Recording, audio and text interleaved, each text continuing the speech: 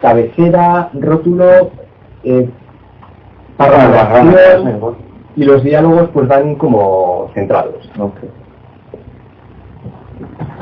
Yo creo que en teatro el formato es muy parecido, ¿no? Sí, es muy parecido. Vale, vamos a ir rápido. Hablamos también de tema la infancia, la magia, el metacine, la muerte, la logline, que es lo que hemos visto con John, que es una premisa, y de esa premisa pues hay que estructurarla y hay que hacer una sinopsis, puntos de giro, cómo acaba. Eso es una sinopsis, un ejemplo de sinopsis del Nombre de la Rosa. Tipos de sinopsis, vale. La gente se confunde con sinopsis. Hay sinopsis de venta, que es la que tú quieres vender a un productor, y la sinopsis de argumental o de videoclub, que es la de los noveles, que no revela el final. Esa es la diferencia. En la escaleta ya es el paso intermedio entre premisa y escritura del guión. Es 1. En esta secuencia ocurre tal cosa, desarrollo. 2. En esta secuencia ocurre tal cosa, desarrollo. Tratamiento, nadie hace tratamientos, así que no os preocupéis. Y esto es lo que os he contado de las estructuras. Mira, esto es de lo que os hablaba. Imagen de apertura, página 1. Declaración del tema, página 5. Planteamiento, entre la página 1 y la página 10. El catalizador es, digamos, el primer punto de giro, es lo que hace a la trama moverse. Página 12. El debate. El catalizador es un poquito antes. Es el detonante, coño. Debate, entre la 12 y la 25. Digamos que el catalizador o el detonante es cuando empieza la trama, pero el protagonista aún no sabe si entrar en el juego o no. Suele haber un poco de dudas al principio por el personaje, para que no entre tan a saco. Dice, yo no estoy preparado para esto, me cuesta, tal. Al final, transición al segundo acto. Aquí ya el primer punto de giro, aquí es cuando ya entra en el juego. Trama B, ahí es la presentación de las subtramas. Juegos y risas. Lo define Blake Snyder como el sitio donde ocurre todo lo divertido, todo lo que aparece en el tráiler. Ese es el punto que va del 30 al 35. Bueno, lógicamente en el tráiler no solo hay eso.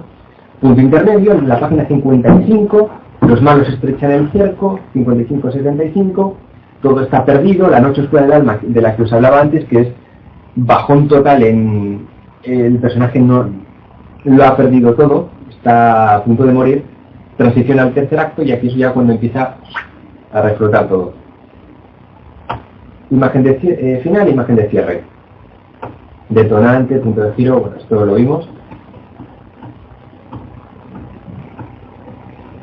Personajes, vamos a ver qué tipo. Bueno, esto es porque el PowerPoint antiguo iba sobre creación de personajes históricos. Entonces lo he cambiado, pero no he cambiado la foto. Personajes principales. Vale, ¿qué tipos de personajes hay? Protagonista, antagonista, protagonismo coral y personajes secundarios. Vale, ¿qué hace el protagonista? Pues es el que desea algo. Y digamos que el relato se centra en él. ¿Haces un boli? Sí.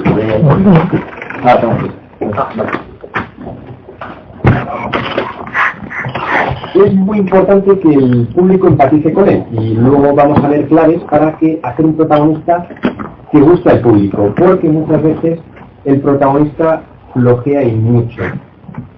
Suele pasar cuando, por ejemplo, cuando un autor escribe la historia de su vida. Suelen fallar bastante, y es que el personaje o es súper aburrido y no hace nada interesante, o el personaje es súper repelente. Y eso es lo que suele pasar cuando la gente escribe un Gary Stu o un Mary Stu. Ahí está. Bueno, pues voy a ponerlo en pantalla grande. Sí, ponlo porque eso. Sí. Entonces, ¿qué es un Gary Stu y un Mary Stu? Esto suele pasar mucho sí, no te preocupes. En fanfic. ¿Conocéis los fanfics? Sí. Por ejemplo, son gente que escribe una historia basada en una película famosa o en un libro famoso. había muchos fanfics de Mario Bros, de Red Dead Redemption, de videojuegos, hay un montón. Entonces, yo por ejemplo, un día quería hacer unos ejercicios con fanfic. Quería que cojáis una película que sea para vosotros favorita o que os encante o que la tengáis muy en la mente y desarrollar cómo sería esa película 10 años después o cómo sería esa película si continuase 20 minutos más. Igual escribir 5 páginas, 10 páginas sobre cómo continuaríais esa película. Por ejemplo, hay un ejemplo muy bueno que siempre he querido escribirlo, pero nunca me ha dado, que es cómo continuaría el show de Truman durante 10 minutos más, porque el tío se mete en la puerta y desaparece. Me encantaría saber cómo es la conversación entre Jim Carrey y Ed Harris. Le da un puñetazo, cómo es la vida en el mundo real de ese tío. Creo que es súper interesante y daría para otra historia genial, pero la historia acaba ahí y te deja, joder, mierda, ¿o no? El Harry, ese es de Truman. Álvaro, te voy a hacer una lista con películas. Apúntatelas si tienes. Es buena, son de Truman. El show de Truman. La tengo vista, sí. Cuando me has dicho antes un título de una película, pues has empezado a hablar de la trama y yo ya la tengo vista. Muchas veces yo se me dan los nombres, pero igual, seguramente si la voy a ver, empiezo viendo y digo eso, vale, ya la he visto. Yo, por ejemplo, escribí hace un año o 2 años ya, fanfic, una especie de precuela de Parque Jurásico. Os la pasaré, por si queréis leer. Ya me la enseñaste, me parece. Me suena mucho, yo creo que me la enseñaste. Sí, igual te enseñé parte de ella. Igual podemos también hacer un ejercicio del estilo. Ya veremos. Sí. Sería interesante que nos pasara también los guiones esos que tenías del ministerio. Sí, en el email están. En el email están, vale, perdona. Pues os mandé 2 emails. Os pasé del Ministerio del Tiempo 2 y luego varios guiones de películas. Vale. De películas españolas. Isla Mínima. Isla Mínima, El Desconocido, que es la del coche, que también está bien. Siempre me gusta también. Y últimamente hacen muy buenos thrillers. Ese es un puntazo, me gusta mucho. El primer video. No me acuerdo cuál. Sí, 2 del Ministerio del Tiempo y luego un guión de mierda. Guión de mierda. Es de un colega mío, que también es guionista. ¿Y un guión de mierda? Es un guión de mierda, se llama guión de mierda y es brutal. Luego si quieres darme tu correo y... Sí, por también. Es básicamente una idea de olla que se le ocurrió... ¿De los dinosaurios esos? Sí, hay en lagartos gigantes y... Sí, que sí, de los lagartos. Es que esto surgió porque uno de Blogguionistas, ¿conocéis? Es un blog de guión. Blogguionistas. El mío es Guionista Enfurecido, por si queréis verlo. Pero ya no, prácticamente no lo actualizo ya. Es que hablé de todos los temas por hablar y entonces no me quedan temas. ¿El tuyo es, perdona? Guionista Enfurecido, ahora ya no es .com, porque dejé de pagar el .com y ya me la han quitado. Blogspot.com. Y a veces da problemas porque intento entrar y sigue apareciendo el com y cuando le das aparece como que esta página no existe y tienes que poner el blogspot. No, es un rollo, no le me la han quitado. ¿De qué iba a hablar? Guiones de mierda. Guión de mierda.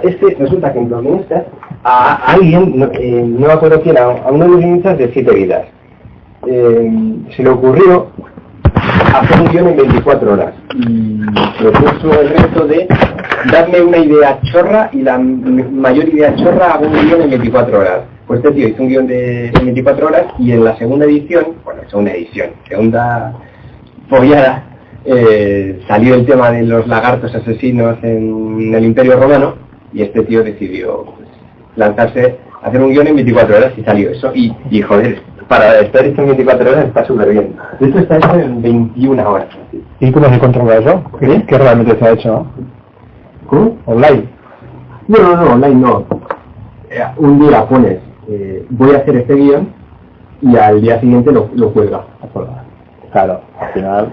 Es un ejercicio muy loco, pero si algún día queréis probarlo, ¿saben? Yo me lo voy a proponer como ejercicio porque es de locura, pero una vez en la vida está bien.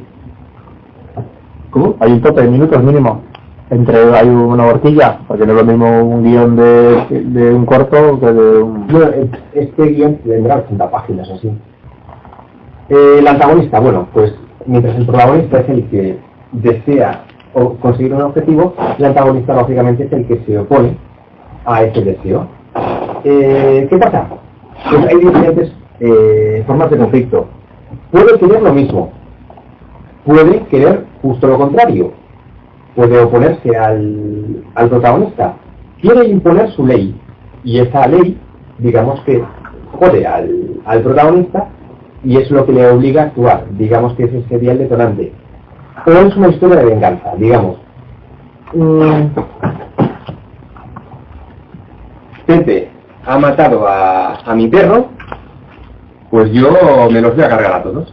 Es la trama de esta John Wick, por ejemplo, que le matan al perro y se pone a matar a todo el mundo.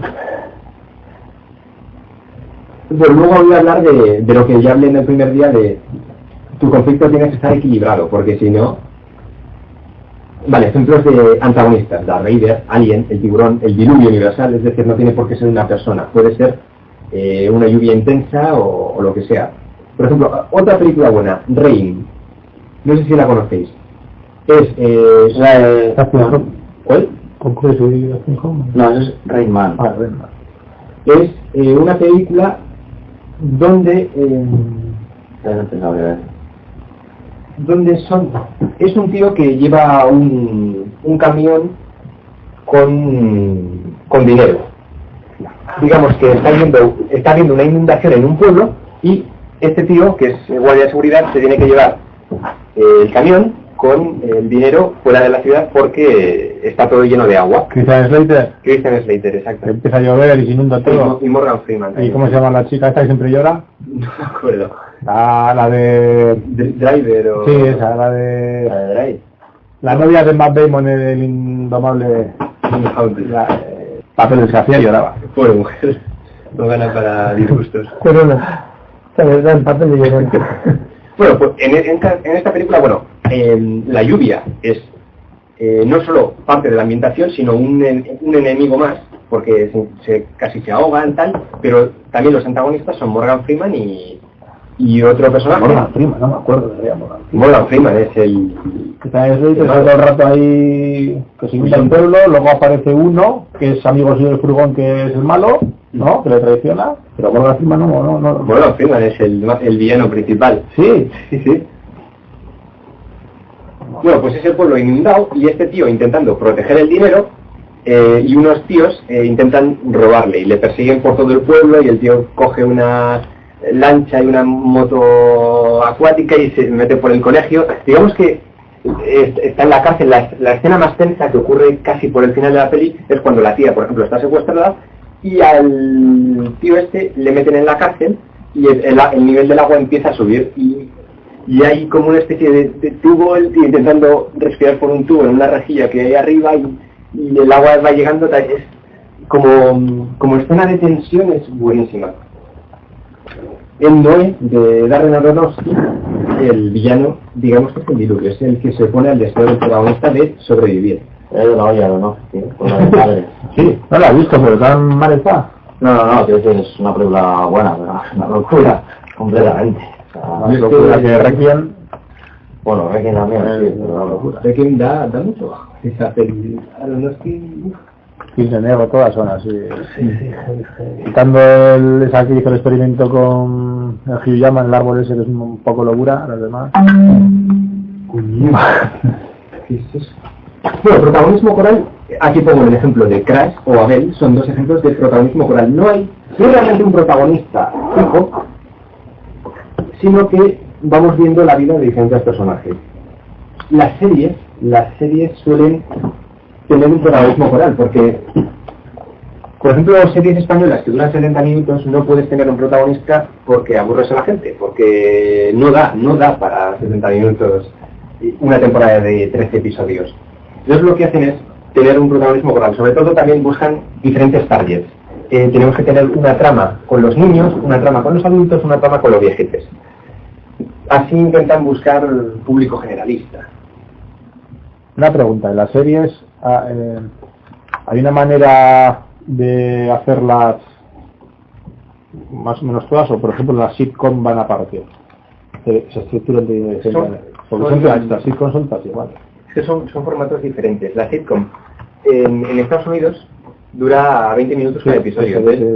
Tienes los escenarios ya hechos, prefabricados en un gran estudio, y lo único que tienes que hacer es grabar. Y el público a veces. Hay público además. Lo de las risas enlatadas nunca lo entiende. Es lo mismo. Y por ejemplo, las series dramáticas ya duran sus 50 minutos y tienen otro valor de producción. Ves que los planos no se repiten. No diga la manera de estructurar. O van según el tiempo va modificando, porque muchos según el tiempo tendrán personajes que en un principio iban a ser menos que secundarios, al final son como coprotagonistas. Tienes más libertad en las sitcom. Por ejemplo, las sitcoms que son las comedias de situación. Las sitcoms tienen una ventaja, y es que cada capítulo es una historia diferente. Realmente no importa Big Bang Theory o del Príncipe de Bel-Air, da igual el orden de los capítulos, prácticamente siempre. Da lo mismo.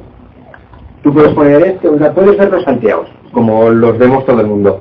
Pero en las series dramáticas, por ejemplo, Breaking Bad, si tú te saltas un capítulo, pues te vas a perder un montón de información que no has tenido. Entonces, Breaking Bad, si no habéis visto Breaking Bad, es la mejor serie. No, había mejor que Breaking Bad. The Wire es otra.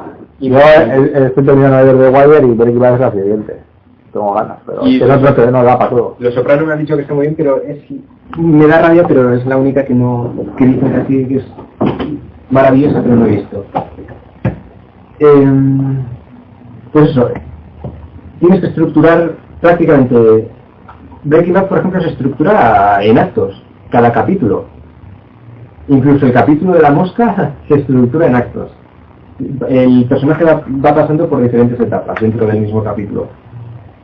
Y incluso, si lo ves todo en retrospectiva macroestructural de toda la serie, ves que el tío sí que tiene diferentes... ¿dónde están rotulados? Ahí está. Sí que tiene diferentes puntos de giro. Bueno, tampoco os voy a arruinar toda la serie. Pero digamos, ¿habéis visto Breaking Bad? No. Pues digamos que el personaje es un personaje muy bueno, o sea, muy tímido, buena persona, que es profesor de química. Este tío le diagnostican cáncer. Entonces, ¿qué pasa? Que el tratamiento es carísimo y cree que va a morir y quiere dejar algo de dinero a su familia, porque también el hijo tiene problemas de movilidad y van a tener una hija. Bueno, no me acuerdo si la mujer se queda embarazada antes o después de la primera temporada, no lo recuerdo muy bien, pero vamos, que el tío se preocupa por eso, por dejar algo a la familia, y tienen alguna deuda también. Entonces el tío decide, después de muchas dudas, de pensárselo bien, fabricar con un alumno suyo metanfetamina en una caravana. Van pasando los días y no me acuerdo, en la segunda o tercera temporada le dicen que se ha curado del cáncer, pero el tío decide seguir haciendo marihuana. Su objetivo ya no es dejar algo a su familia, sigue haciendo marihuana, metanfetamina, porque le encanta ser el malote de la ciudad.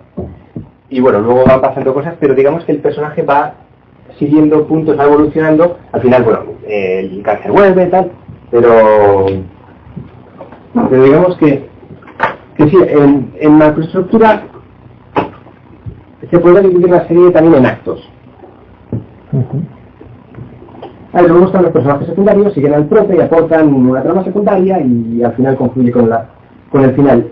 Eso te decía, lo de la estructura espejo que dijo Javi está bien porque la trama secundaria generalmente tiene mucho que ver con la trama principal, tienen que complementarse. Y normalmente la trama secundaria es lo que ayuda al final al protagonista a tomar una decisión en el tercer acto, en el segundo, en el tercer acto, joder, que yo tengo. Al final en el segundo punto de giro, en el tercer acto, para resolver su problema.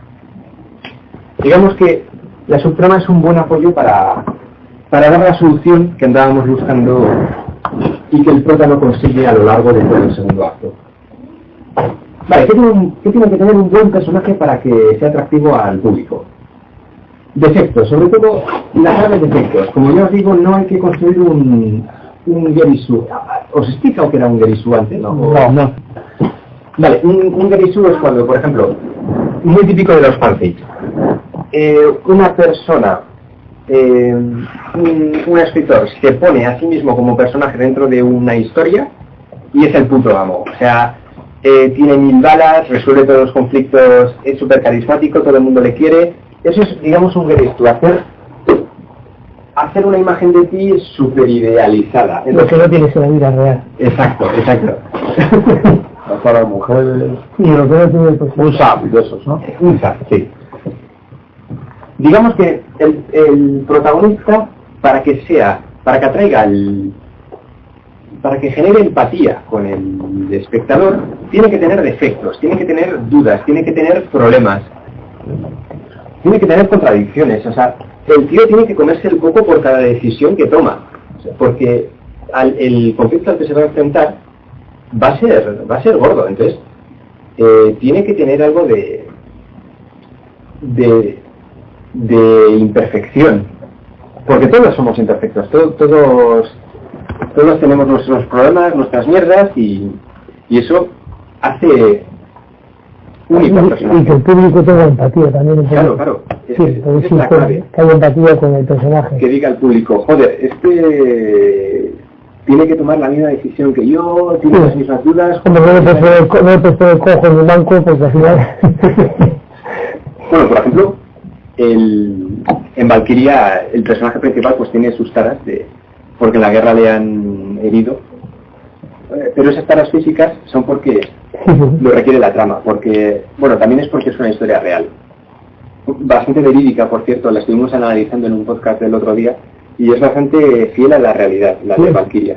Fíjate, se podría hacer una película buena con el medieval. Se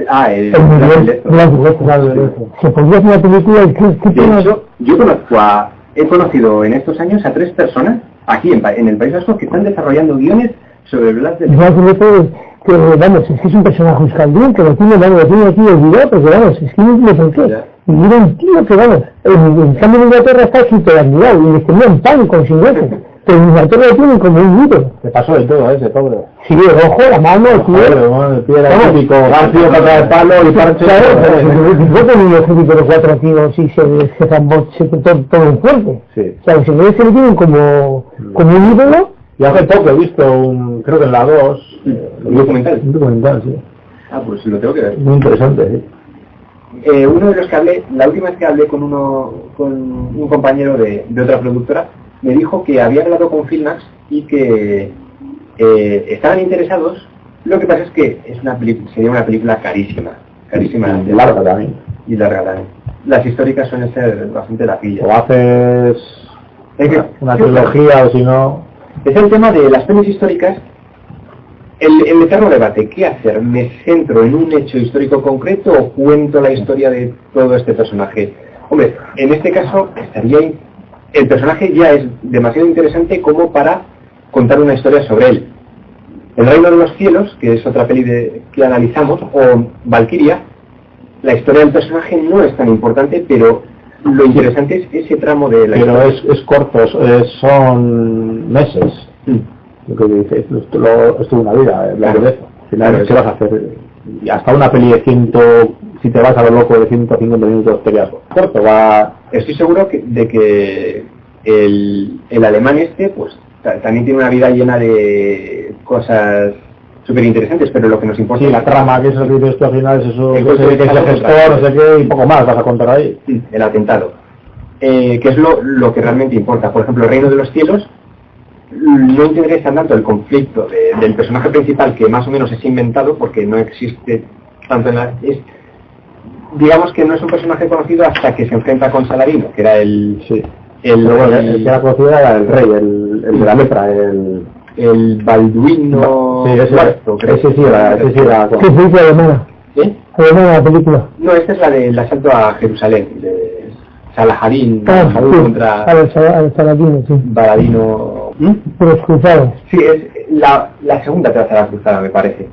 Aguirre de la cólera de Dios. Ah, sí, la de Brasil. Pero está hecha por alemanes. Y es un personaje de aquí, español, y la película es un blanco y negro antiguo, y digo, coño, pero es que es alemana la vida.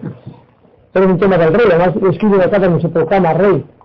Y está en internet la carta, y cogí el personaje, y bueno, y digo, coño, pero es que la película es alemana. Y fíjate los nuevos, que no hay aquí en España que haga una película un tío sobre un tío con dos cojones que digan, ni rey ni nada, y eso del rey de aquí. Puede haber sido iniciativa de alguien de aquí, pero la producida por la pasta la ha dado, por ejemplo, la reina de España, creo, no, la reina, algo así, sobre la reina Isabel, no, pasa mucho con España y Argentina, por ejemplo, hacen coproducciones, relatos salvajes y esas son todas... La corona partida creo que era, también tiene dinero alemán porque también sale Maximiliano I, que era el del astro imperio, del imperio germano románico. Si tienes intereses compartidos, tú puedes vender el guión perfectamente, entonces que ambos pongan pasta. Más cosas que tenga el personaje. Sí. De IBX, porque tiene... O sea, echas para atrás, o sea, tengo pelis de hasta cortos de Stanley Kubrick, que tiene... Pero no sé, igual, ya que estamos, no sé, una más friki que tenga todavía más. Yo esto no encuentro en Netflix, me das bajo de Mejor Torrent. Mejor Torrent. Sí. Mule decidí pasar. El aquí es cuidado, me sorprende, tiene mucha publicidad, pero hostia, empiezas a rebuscar y tiene, Ponte un bloqueador, yo me he puesto un bloqueador de anuncios y entonces ya no tienes ningún problema con el código civil, cada tiene. Y sí, quiero la serie esta de Mad Men. Ya tengo... Quiero ver por temas comerciales, por cómo lo usa, cómo hace la trama de publicidad. La primera temporada. Creo que Florida, pues el primero que la descubrió fue Diego de Almagro, que fue el que conquistó con Pizarro a los incas, y viajó luego a Florida, y el conquistador de Florida me parece que fue un vizcaíno, porque luego hubo una zona entre México y por ahí que se llamó Nueva Vizcaya, y se llamó durante mucho tiempo Nueva Vizcaya, y luego cambió de nombre por Sonora o Chihuahua. Es interesante definir el código moral del personaje. Lo primero que tienes que hacer es, digamos, poner una frase que represente la esencia de tu personaje, es un truco, y tenerla junto a ti durante toda la escritura del guión, para que el personaje se amolde a esa forma de pensar, y bueno, tienes que tener un margen para que el personaje cambie, evolucione y tal, pero está bien definir un poco su forma de pensar. Os pasaré, y un ejercicio de los que vamos a hacer va a ser rellenar una lista con un montón de características, hábitos, qué tipo de coches le gustan, de series, de todo. Vamos a rellenar para los personajes principales y vamos a intentar ver cómo es ese personaje, cuál es su día a día, qué le gusta, qué no le gusta, y creo que está bien. Y ceñirnos a eso y ganar coherencia. Importante la coherencia, que si le gustan las pelis de Kubrick, después no diga que son una mierda. Ejemplo tosco. Que sea multidimensional, complejo, y esto se va a ver con la relación de los personajes. Digamos que en el guión, en una película, es muy raro que el personaje principal se ponga a hablar en monólogo de yo es que no quiero tomar esta decisión porque mi vida podría dar un giro así. Sí, teatral. Sí, eso es muy teatral y también muy anime. O sea, en Death Note ocurre constantemente. Y además, pero no te saca de la historia. O sea, en el anime te escriben una página así de los pensamientos del personaje. Todo eso de los cómics. Death Note, ¿habéis visto Death Note? Joder, pues es un anime brutal, son 20 episodios, pero la trama es brutal, es sobre... Además el conflicto es muy bueno y la trama está súper bien resuelta. Cada episodio es una montaña rusa alucinante. Bueno, cada episodio no, cada... ¿Y está terminado? Sí, está terminado. 20 episodios y se acaba. Sí, no, era Netflix ha sacado la peli. Ha sacado la peli. ¿Cómo se llama? Death Note, nota de muerte. Sí. Es de un tío, Light, un japonés, que recibe una... Netflix está la serie, perdona. No, está la peli que está basada en el anime. Sí, en Netflix. Luego la gente dice que es muy el anime. Ah, no, sí está la serie también. Como todo Netflix WhatsApp. La peli es regulera, pero la serie está muy bien. Pues eso, es un tío que recibe un cuaderno de unos demonios japoneses y todos los nombres que escriba en esa libreta mueren de un ataque al corazón, aunque él puede especificar cómo quiere que mueran. Entonces, de repente en Japón van muriendo personas, criminales, sobre todo el tío decide, voy a convertirme en el vengador justiciero y voy a matar a todos los ladrones, tal. Y empieza a matar a gente. Entonces, hay un policía, que también es un poco raro, que tiene unas cosas raras, que empieza a sospechar. ¿Por qué hay tantas muertes? Bueno, toda la serie es una caza de entre el gato y el ratón. Y es súper inteligente cómo está montada, porque es todo deducciones desde la mente de los personajes. Es todo introspectivo, en plan, si él hace este movimiento yo tengo que hacer tal para... Es verdad, muy coherente. Muy recomendable, os recomiendo que la veáis. Al principio, él descubre que el tío tiene que ser de Japón, o sea, el tío ha estado para despistar, ha matado a gente de todo el mundo, pero el policía descubre que los primeros crímenes parecidos ocurrieron en Japón, entonces va estrechando el cerco, y se vuelve súper emocionante. Quizás el último tramo no es tan bueno, pero el final me gustó mucho. A partir de determinado punto, que ya sabréis cuál es, la serie da un bajón, pero luego se recupera un poquito. Vale. Entonces, ¿cómo conocemos a los personajes? Ya he dicho, no se puede... Queda feo que esté todo el rato pensando en voz alta, con voz en off, en plan Forrest Gump. Forrest Gump queda bien, pero porque son como transiciones para diferentes actos. A los personajes los conocemos por sus acciones, por cómo actúan, las decisiones que toman y por cómo se relacionan con otros personajes. Un personaje puede perfectamente mentir, aunque no lo marquemos. Nosotros como espectadores ya sabemos que en determinado momento tal personaje ha mentido y eso ya nos da un aspecto de su personalidad diferente. Digamos, joder, acaba de mentirle a la cara a su novia, que hijo de puta. O sea, el personaje ya ha cambiado de puto amo a, hostias, que ha mentido a su novia, hostia, ¿qué es lo que está tramando? Y hay algo extraño en él. Entonces, jugar con eso está muy bien. Y claro, para cada personaje se adapta a un tipo de lenguaje dependiendo del contexto. Todo el mundo lo hace. Con los padres, todos no hablamos de la misma forma con nuestra novia que con los padres y que con amigos. O sea, es otro código de lenguaje. Entonces, eso se tiene que de alguna forma reflejar, sin perder la coherencia del personaje.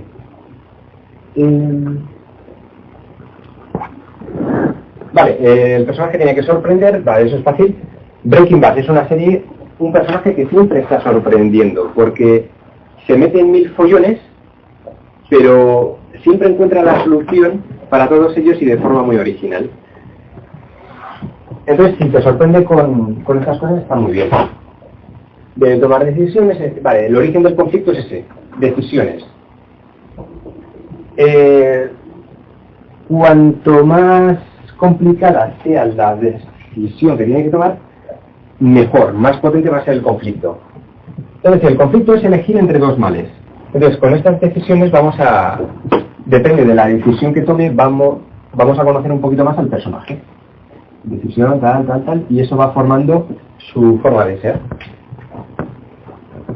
Deben ser dinámicos, se tienen que ir transformando, van a tomar decisiones, luego vamos a ver arcos de transformación. Pues, los arcos igual los dejamos para el próximo día, para no rayaros tanto con con este tema, porque es un tema súper complejo el de los personajes y hay que verlo con muchísima calma. Vale, ¿qué tiene? Esto ya lo hemos visto. Vale, protagonista. Tiene que tener defectos. Esto ya lo hemos visto, ¿no? Sí. Pues sí. Vale, es que he hecho dos muy parecidos. Se espera del agua, conflicto interesante. No, este no hemos visto. No, eso no. No, vale, este es diferente, sí. Sí, es muy parecido. Lo que decía, Superman. Superman no es perfecto. Parece que es perfecto porque tiene superpoderes a saco. Pero los guionistas fueron bastante inteligentes en añadirle varias debilidades. Por ejemplo, una debilidad externa es la kriptonita. Pero luego tiene debilidades internas. Y es que el tío no deja de ser un extraterrestre. Es un ser que no puede relacionarse normalmente con humanos, ni puede tener una relación normal con su novia, porque es diferente, es el único ser de su especie que queda. Siente soledad, miedo, incomprensión, miedo por no poder rescatar a todos los que quiere rescatar, porque sabe que con su poder puede provocar la muerte de gente.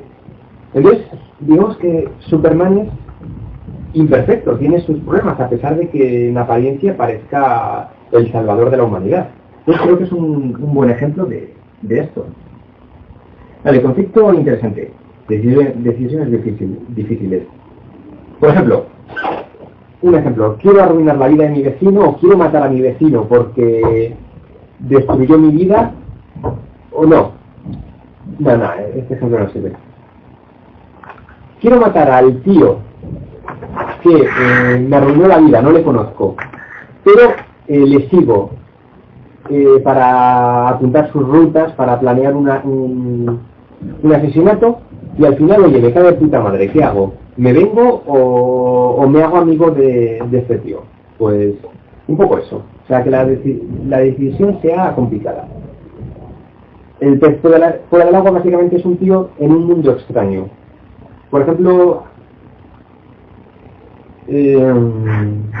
la típica aventura. Luke Skywalker abandona su planeta natal para irse a luchar contra el Imperio Oscuro. El Imperio, para los nombres, el Imperio Galáctico.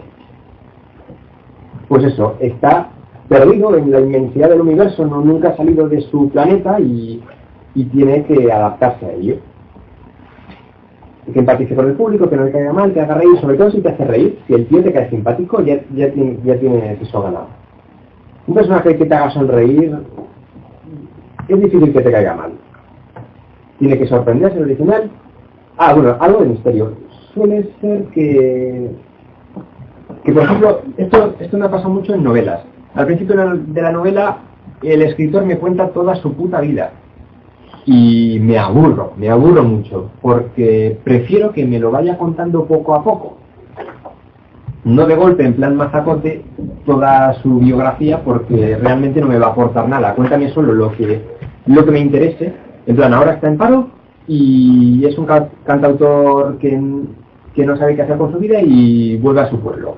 Vale, luego ya me contarás un poco, por ejemplo, con la chica. La chica es un personaje secundario, ahora lo vamos a ver. El típico personaje, mira, tiene un nombre. El confidente, eso, no me sale el nombre. El personaje confidente, que es el que ayuda a poner en palabras los sentimientos del protagonista. Digamos que es con el que se puede abrir y no usar el recurso de la voz que no. Porque, como ya digo, en la película no podemos hablar de sentimientos en el guión, porque en la película no se van a ver, solo se va a mirar la mirada. Si el actor es bueno, se va a notar que el actor tiene un determinado sentimiento en el rostro tal, pero eso ya depende de algo que no nos compete como guionista, que es el director de casting, el actor y demás. Escribe la historia y luego ya el director puede hacer depende, lo que ¿no? le dé la gana. Depende. Pero tú aquí estamos enfocando el curso de punto de vista de guionista, ¿no? Pero al final... Claro. Pues el guionista sabe el director, pues si el director es el director, ya cambia la cosa. Es diferente, sí. no suele pasar, sobre todo al principio. Al principio, por ejemplo, contaba el guionista de Bayona suele ser Sergio Sánchez. Que ahora ha hecho de película. Ha dirigido su primera película como director. Hasta ahora había sido el guionista del Orfanato, Lo Imposible, y creo que alguna más, no me acuerdo. Y ahora por fin ha dado su paso como director gracias a la ayuda de esto, a que ha ganado mucha fama. Y contaba, fuimos hace varios años a una conferencia y estaba él y habló de las penurias del guionista.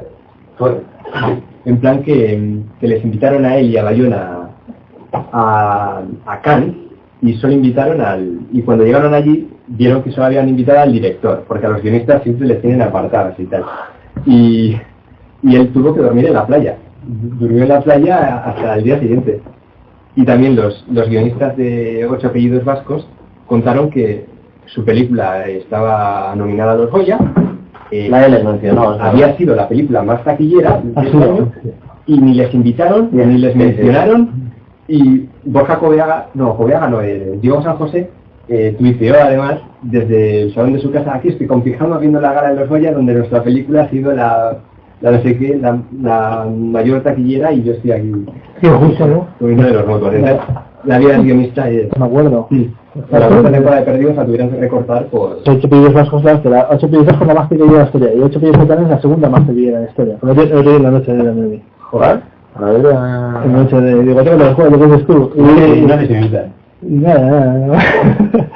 Joder, en Estados Unidos igual antiguamente se daba más, ¿no? Porque los grandes directores al final todos empezaron así, haciendo la película y el guión ellos. Los que además en Estados Unidos pasa, me han contado que es que en Estados Unidos, y no pasa aquí, hay mucho respeto, muchísimo respeto entre actores, entre directores, entre guionistas, porque han descubierto algo muy loco, que un día tú puedes ser un tío que hace pelis de mierda, pero al día siguiente puede ser el nuevo Kubrick. Entonces, ellos se salvan, tienen bastante respeto con todo el mundo. Entonces, mira, eso que gana. Eso todavía no se ha aplicado aquí. En la película Holidays hay que se una tía, bueno, además es un poco que le gusta esto, y le hace un homenaje a un guionista, un señor mayor, en plan que no quiere, bueno, pues en plan le convence que Whistler no sé qué, y van y se van a ver 4 matos, 1.400 van a estar, y luego está petado.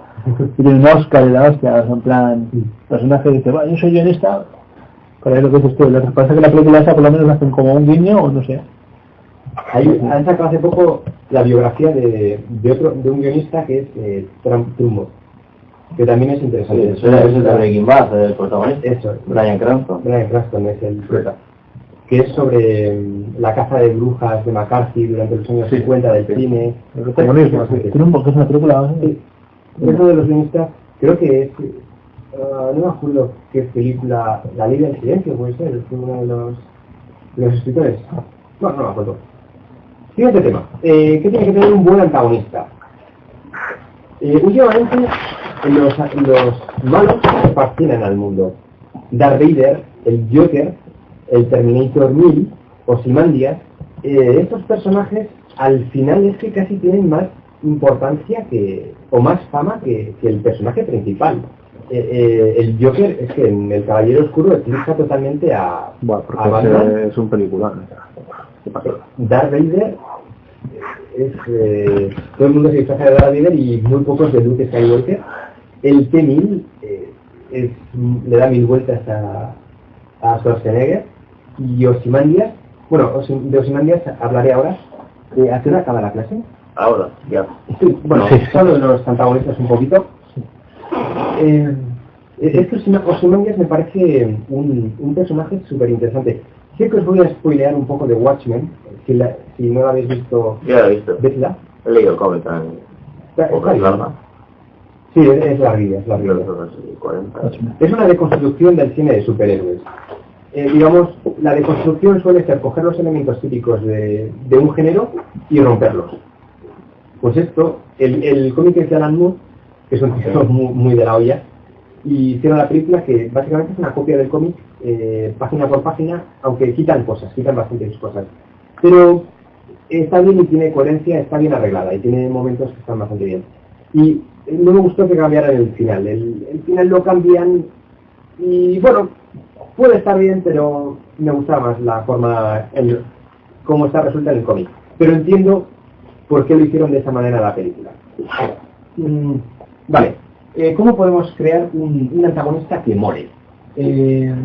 Lo iremos viendo mientras hacemos sinopsis y guiones, pero suele ser un tipo normal llevado al límite. Y esa inmoral le lleva a hacer cosas inmorales. Ejemplo, el Joker seguro que era un tipo normal antes de convertirse, bueno, en los cómics se ve que era una oficina. Creo que era un médico o algo así. No me acuerdo qué era exactamente, pero digamos que se va volviendo loco por todas las desgracias que pasan en su vida.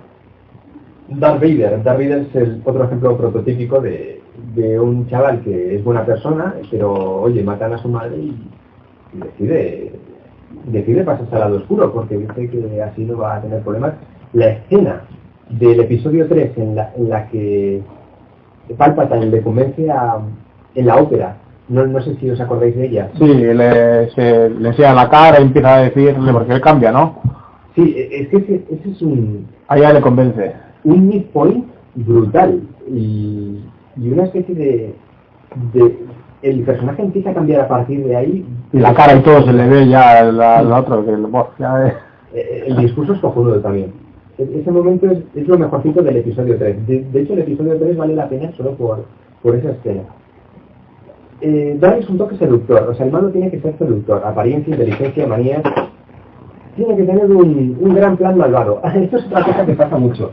De hecho, no sé si pudieseis echarle un ojo al canal este mío de agujeros de guión, donde hablo de fallos de guión. Suelo hablar sobre todo de planes malvados. Hablaba del plan malvado de Batman Begins. El plan malvado de Batman Begins, si tú ves la película dices, joder, qué plan más malvado, más guay. Pero es que si te empiezas a dar cuenta de los pasos que sigue el malo, no tiene puto sentido, no tiene ningún criterio. Digamos, no sé si os acordáis de Batman Begins, el plan... El tío lo que quiere hacer es echar una sustancia de unas plantas que provoca alucinaciones y vuelve a la gente majareta. La quiere echar en el agua. Para ello, la echa en el agua y tiene una máquina, roba una máquina para evaporar todo el agua de golpe y que el gas salga y todo el mundo se vuelva loco a la vez. Pero claro, es que empiezas a pensar, vale, el agua de las cañerías está siempre en movimiento. Se va al mar, vuelve, se va a la lluvia, etcétera. No siempre es el mismo agua, como decía Heráclito. Luego, tienes una máquina que evapora todo el agua. Los humanos somos 70% de agua. Deberíamos convertirnos en palomitas. Tercer punto. La película da por hecho de que el agua nunca se evapora, pero cuando tú abres el grifo, coges agua, hierves, o te pegas una ducha, el agua se evapora, por lo tanto habría gente convertida en loca desde mucho antes. Es un plan que tiene un mogollón de grietas. Pero bueno, si tú ves la película de normal, pues oye, tampoco te parece tan loca. El plan del Joker, del Caballero Oscuro, también es un caos completamente, pero que como el personaje pues es tan charado, pues dices, oh vale, pues tendrá algo de sentido. Hay gente que solo quiere ver el mundo arder. Exacto. Entonces, motivaciones. El único, de los ejemplos de aquí, el único personaje que tiene una motivación de mierda es el T-1000. Pero, a ver, no podemos pedir más a un robot que ha sido programado, tiene una programación que es mata a John Connor. De hecho, la gracia está en mata a John Connor. Esa es su pura única motivación y todo lo que sea, lo que le aparte de este camino se lo carga. Y está guay. Bueno, y lo último ya. Quería hablaros de las motivaciones de Ozymandias. Y es que me gusta mucho porque el personaje de Ozymandias de Watchmen, realmente, él no se cree que es malo. Él realmente, de hecho al final, salva al mundo, pero haciendo algo muy malo. Digamos que el tío, os lo cuento, pero... Vamos a joder la peli. Os lo cuento... Sí. Por mí bien. Pues, la peli es Watchmen. Watchmen. ¿Te mola la peli? La peli mola. Y yo a favor de escalas de bueno, si quieres al... Sí, por eso, sí, eso sí, no, va a acabar la clase, lo digo. Bueno, venga, cuéntalo, no pasa nada. No, digamos que bueno, la peli es unos superhéroes venidos a menos que durante los años 60 tuvieron su auge y ahora son un poco parias. Y el mundo ya no protestó por quién vigila a los vigilantes. Entonces digamos que el mundo del superheroísmo ha acabado pues en desgracia. O sea, porque se han cometido abusos, los superhéroes han cometido abusos, el comediante, por ejemplo, es un ejemplo de que se ha extralimitado dentro de sus funciones. De hecho, es que me pongo a hablar de cosas. De hecho, la última de Capitán América o los Vengadores hablaba de este tema. Era el debate de Civil War. Empezaba por el tema de ¿tiene que la ONU ponernos reglas a nosotros? ¿O como somos superhéroes podemos violarlas y podemos hacer lo que queramos? ¿Quién nos dice que lo que vamos a hacer es bueno o es malo? ¿Nos ponemos reglas o no nos ponemos reglas? Entonces está guay ese tema. Watchmen aborda ese tema también de otra forma diferente. El malo o bueno es malo porque se quiere cargar a mogollón de personas, quiere hacer... Es que este guión se construyó durante la Guerra Fría, el conflicto entre Estados Unidos y la URSS. Vamos a morir todos por bombas atómicas. Entonces lo que quería hacer... Os cuento el final del cómic, para no arruinar la película, ¿vale? Entonces, en el cómic al final, el tío no me acuerdo de dónde saca un alienígena gigante, estrella una especie de alienígena gigante en Nueva York, matando a miles de personas. Y esa amenaza exterior del mundo, digamos, que hace que la URSS y Estados Unidos firmen la paz para luchar contra los alienígenas. Digamos que la tensión de la Guerra Fría se enfría del todo para poder conseguir paz. Y de hecho, ese es el objetivo del malo. Y es que los buenos realmente están tratando de impedirlo. Y si lo hubiesen impedido, al final no lo impiden. Si lo hubiesen impedido, lo más probable es que hubiese muerto muchísima más gente en un conflicto nuclear de ambos bandos. Entonces, ¿qué era mejor? Una cosa, otra, quizás ninguna de las dos. Entonces, deja la duda. Eso es lo que hace a Ozymandias interesante. Es un malo, pero tiene motivos de sobra para hacer lo que hace. Entonces, es el espectador quien tiene que elegir bando. Eso es muy interesante. Hay películas en las que el espectador se posiciona y es bueno, es muy bueno. Breaking Bad. Al principio de Breaking Bad, dices, coño, Walter White tiene motivos de sobra para andar traficando con metanfetamina. Igual hay junkies que se mueren por las calles, no lo vemos, o lo vemos muy poquito. Pero el tío... Ya un momento en el que estás ahí diciendo... Ya es para coger series terminadas ya, porque ya no puedo empezar ninguna serie. Ya, a mí me pasa lo mismo. Estoy con 3 y ya todas las que vea terminadas y... Las cancelan y te joden.